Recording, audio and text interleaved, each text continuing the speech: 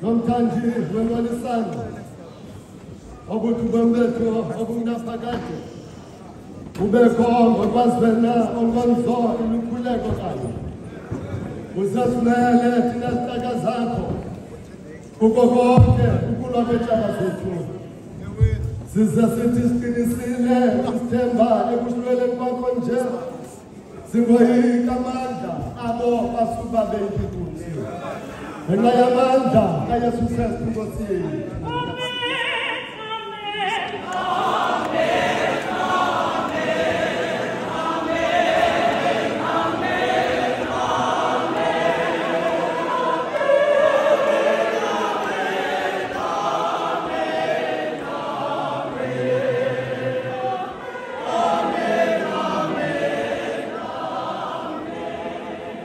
Nkosi bawethu sezulwini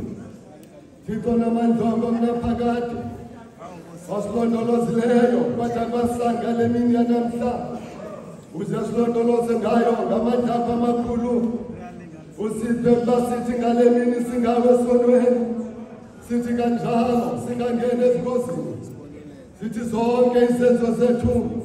ziqondiswe ngokubona kwakho ngoba wena unguThixo namandla onke Thombo wakho konke ukulunga sithi ngolulamo sikuthandaze ukuba uthamsanqelise zonke inkosi namaphakathi nabo bonke abanegunya lokugweba imicimbi yelilizwe bazalise ngomoya wakho ingcwele batyebise ngofefe lwakho lwasezulwini bahambise kuko konke okulungileyo ngoba wena unguThixo namandla onke omnaphakade kuphela ngowenza imimangaliso emikhulu hlisela bonke abefundisi bevangeli yakho nabo bonke amabandla abawaphetheyo umoya ophilisayo ofefe lwakho uze uthi ukuze bakholise ngokwenene umana bahlisela umbethe wentsikelelo yakho ngoba wena unguThixo mdali nomlondolozi wabo bonke abantu siyakuthandaza ngokululamileyo enayinhlobo zonke zabantu uma basisendlela zakho uphiliso lwakho olulondolozayo ulwazise kuzo zonke inhlanga sithi ngokubalulekileyo sithandazela irhamente engcwele ekulolonke ilizwe ukuba ihlale ngethamsanqa ize ikhokhelwe iphathwe ngomoya wakho olungileyo bathe bonke abazibiza ngoba bangamaKrestu bakhokhelelwe endleleni enye babambe inkolo ngantliziyo babambisane ngoqondo kuthi ngokugqibela babhekiselene ebeleni bakho wena isewabo bonke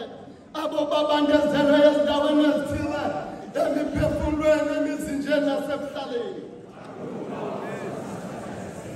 abantu sebantu bakho sibazisa kuwe banemithwalo ngemithwalo banengxaki ngengxaki kodwa siyazi uba wena njengoThixo uyakubapha unyamezelo kuzo zonke iimpandezelo zakho ngoba wena unguThixo namandla onke othe ngexesha wasibufefe loba sithi ngantliziyo sikuthandaze ngabantu othe kanjani wasithembisa ukuthi othi bakuhlangana babini ngoba bathathwe egameni lakho ubaphe izinto abazicelayo yenzakalo Nkosi njengomnqweli